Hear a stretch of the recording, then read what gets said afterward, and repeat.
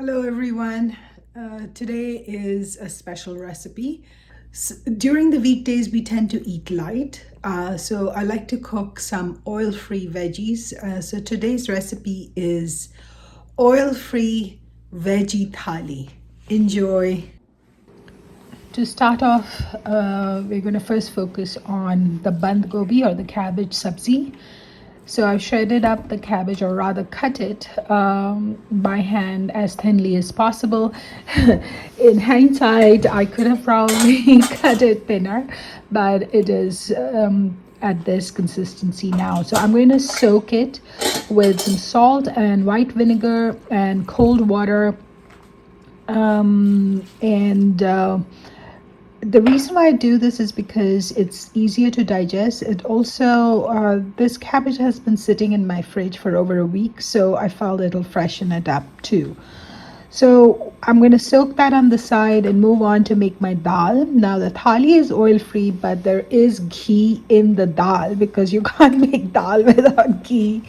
So I've added 1 teaspoon of ghee to my pressure cooker. This is all the tadka that this dal is going to get, and it needs. It actually comes out excellent this way. I've added some cumin seeds, and I will now add some hing. And I'll allow the cumin seeds to brown a bit. And so the dal I'm using is, here I'm going to add some turmeric and red chili powder as well, and just sort of allow it to come together with the ghee before I add the dal. So as you can see, the dal I'm using is split moong. I've washed it and soaked it for about an hour and then discarded the water and just added the dal over here. And I'll mix it up with my tadka, add my salt, and then I'll add some water. So I used half a cup of dry split moong dal. And so I'm going to add about a cup, or just about a cup or a little bit more of water, and that should be enough to pressure cook. If you can always adjust the consistency later if it's too thick, and if it's too thin, you just boil it a bit and then you're good. So I'm going to put my pressure cooker on, and I've started my prep for my bhindi sabzi. I do, just so you know, the pressure cooker is after the first whistle. I'm going to turn it to medium and then cook it for 3 minutes. So I don't count whistles. So this particular dal, after the first whistle, turn it to medium, 3 minutes, the dal is done. So for my okra or bhindi sabzi, I've browned my mustard seeds and cumin. I use the frozen okra. This is, for me, this is much better than the fresh okra, because in Toronto, by the time the fresh okra gets to me, it's really not fresh, and it's quite hard and chewy. But the frozen okra, I find, is because it's frozen while it's still, tender. It does cook well and is quite tender. So now I am going to roast, dry roast it and cover it and allow it to kind of steam a little bit. And then focus on my dough for the roti. I've taken 1 cup of atta, and to this I will add the sat isabagol, which is the psyllium husk. I'm just going to add 1 teaspoon. This pumps up the fiber level in the atta, because I find that the atta we get over here is not fibrous enough. So here I've and then I will add about half a cup of water and just mix it into a dough ball and keep it aside. I don't really need it at this time. I will knead it properly just before I cook it. So here is my okra. After 3 minutes, I'm going to add some sliced onions. I had some sliced onions in the fridge that I could use up in the sabzi. So I added my sliced onions, and I'll move it around. This sabzi actually turned out so good. I was so pleased with it. Without the oil, I don't think I'll ever make okra with oil again. I've added about a quarter teaspoons of salt, actually maybe half a teaspoon of salt. And now the salt will cause the onion and okra to release some water. So you can see my okra is not slimy at all. And the reason for that is because I did add a teaspoon of lemon juice up front to avoid, that just cuts through the sliminess. So you could do that as well, and it cooks well that way. So now here I'm grating up some carrot, about half a carrot, because I will add the carrot to the cabbage. I find the cabbage it has a weird taste. It needs a bit of sweet vegetables added to it. I'm not too fond of cabbage, but I will make it every once in a while. So here's my cabbage is soaking. I'm trying to determine if this amount of carrots that I've grated is enough for the cabbage. But I can tell you, I did determine that it was enough, but in hindsight, it wasn't. I should have added more carrots to it. It would have been nicer if I had added equal part of carrots and cabbage. So that's what I'm going to do next time. So here, I have my okra going. I wanted to check on it. So I do work in 3-minute time, 3-minute intervals. So every time I cover a sabzi, I put a timer on for 3 minutes so that I remember to check it after 3 minutes. So my timer went off for my okra. So I abandoned my band gobi sabzi and started to focus on my okra, but my cumin was browning over there, so I turned the heat to really low and moved the cumin off the heat so I could focus on the okra. So here's my secret ingredient. It's Worcestershire sauce. It's a great sauce for okra. It has a tamarind base, so the okra will become nice and kind of sweet and sour notes will come in. So it's really nice, and especially if you're not using oil, you need to add some interesting flavors to your sabzi. So here I'm back to my cabbage. I'm gonna add all my cabbage. I've discarded the vinegar salty water, and I've added all the cabbage to my pan, which had the roasted cumin seeds in it. So you can see that the trend over here is cumin, because I really like cumin in Indian food. I mean, is it really even Indian food if you don't use cumin? So anyway, I saw some weird spots on a couple of pieces of cabbage, so I discarded those.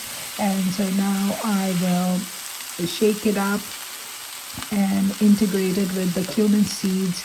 I will also add my grated carrots, and I remembered I had a little baggie of peas that I wanted to use up, so I'm going to add that as well.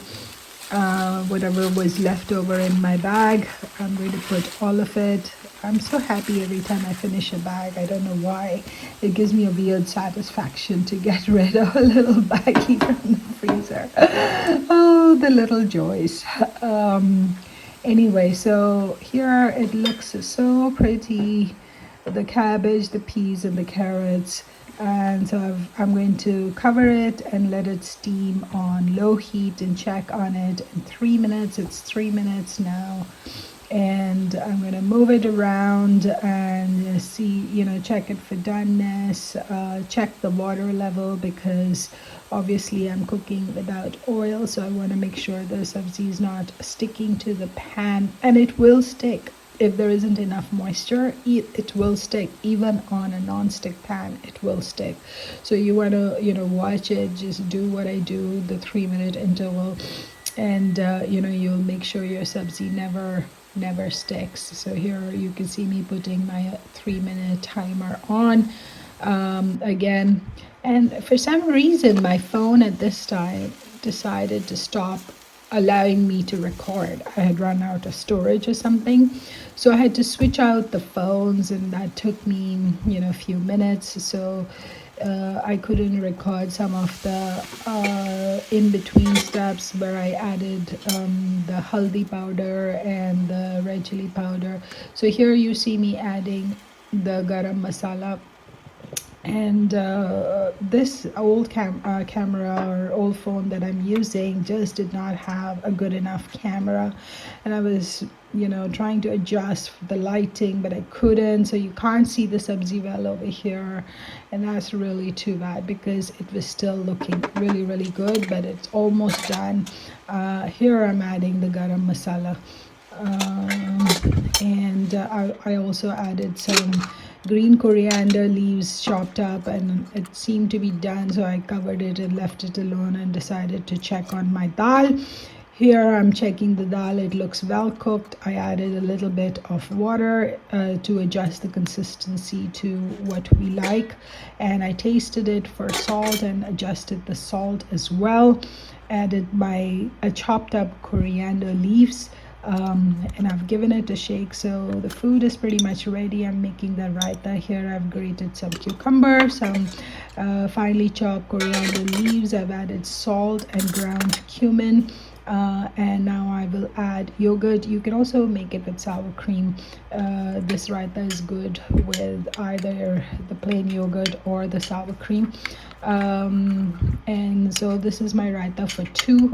I've added about 2.5 tablespoons of yogurt to the about quarter of a grated English cucumber, and a few of the coriander leaves. So now I am checking my dough. It looks good to me, but I'm just going to knead it because I haven't kneaded it up till now.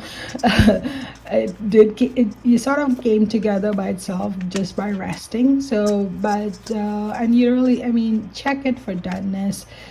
Just that's all the kneading that dough had. And the roti turned out just fine. So you don't really need to knead your dough for 5-10 minutes, as long as you rest it for at least whatever the 15-20 minutes it took me to make the food. So here I'm rolling out. Oh, that's the other thing with the oil-free cooking. It cooks really fast. I think the okra was done. It took 10 minutes. The cabbage took a little bit longer. I think it took about 15 minutes. And the dal, as I said, it's 3 minutes after the first whistle. So maybe 5 minutes in total in the pressure cooker. So it's very fast cooking. I think I started cooking at just after 5, and we had finished our dinner before 6, which is what our timeline is. We like to finish our dinner before 6. So here I've got my first roti. I did turn it once before that, so I did the first turn and the second turn to fluff it up. And it fluffed up nicely. As you can see, the dough was good, and that is a sign of a well kneaded dough, even though I didn't knead it. And I also want to point out that I didn't add any oil or ghee or salts to my dough, and my rotis turned out really good. So again, this is my second roti. I did the first turn and then fluffed it up on the second turn once I had my brown spots, and so my rotis are done. I did add a touch of ghee on my rotis, and here's my delicious thali.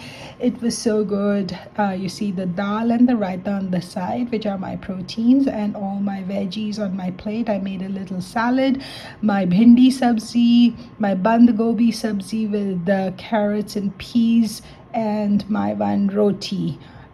It was a delicious meal. We ate all of it, and I have to tell you guys, the okra or the bhindi sabzi with the Worcestershire sauce is a must try. It was delicious. So hope you liked it. Do share, like, subscribe, comment, interact as you fish. Thank you for watching. Bye.